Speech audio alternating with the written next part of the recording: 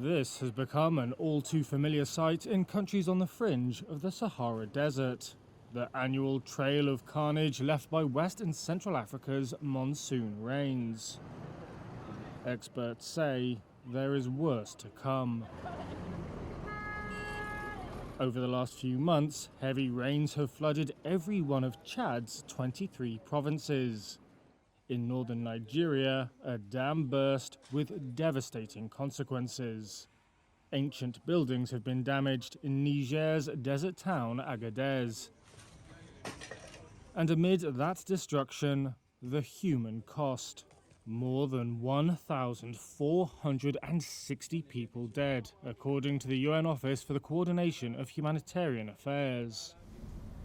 Ousmane Tijani Sougui is the Director of Meteorological Observations and Forecasting at Chad's National Meteorological Agency.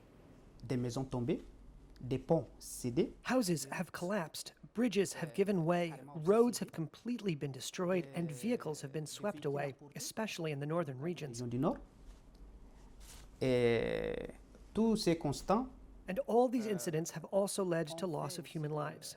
These are the most devastating consequences we've seen during this season. Les néfastes qu'on a vus pendant ces saisons. Some aspects of the flooding were unpredictable. Rains fell further north than usual. That flooded desert areas in Chad and elsewhere that usually see little rainfall. Gaping holes in infrastructure and official preparedness plans were exposed. However, that the downpours would be particularly heavy had been forecast in advance. Standing on homemade sandbags outside his house in Chad's capital in N'Djamena, Dar Toubada Kadapia says that raises a question. Why weren't officials better prepared?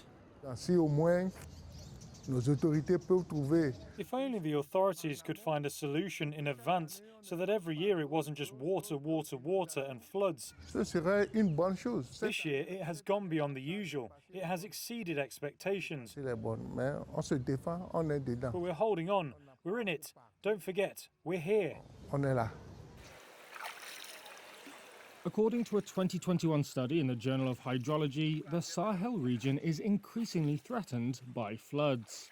Among the causes, natural climate patterns, greater rainfall intensity, and poor urban planning. The study described widespread havoc and devastation as becoming commonplace. That's as, climate experts say, global warming has increased the frequency and intensity of rain.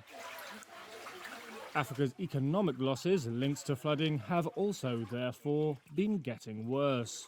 $12.5 billion for the decade starting in 2010, according to a World Meteorological Organization report, more than double the average of the 3 preceding decades. In 2023, the WMO and other international organizations launched an action plan to improve early warning systems for impending natural disasters in Africa. The forecasts were there. Andrew Kruskevich is a senior researcher at Columbia University's Climate School. Enhanced rainfall is very likely. He said data shows that the vulnerable communities most in need of such warnings are often the worst equipped to act on them. Ia Kobler may well agree. Her fishing village in Mali was swamped with ankle-deep water after a river burst its banks. Some mud-built homes were destroyed.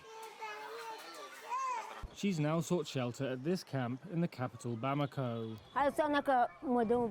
Sat next to a makeshift bed, she says her family has lost everything.